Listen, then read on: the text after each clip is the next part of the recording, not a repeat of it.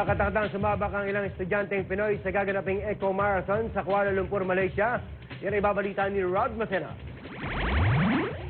Abala ngayon sa paghahanda ang 10 team finalists na galing sa mga pinakamagagaling na engineering school sa Pilipinas para sa darating na Asian leg ng Shell Eco Marathon 2013. The Shell Eco Marathon is a competition for students to design, build, and run the world's most fuel-efficient vehicle.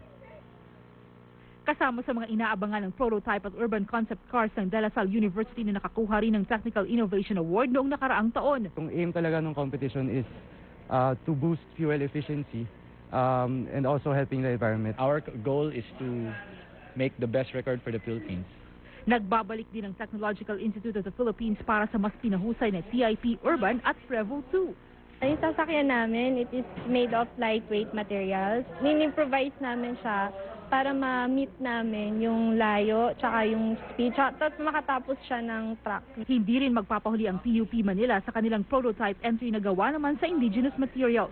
We designed it to have 60 kph speed, the weight of the car in a 20-degree slope.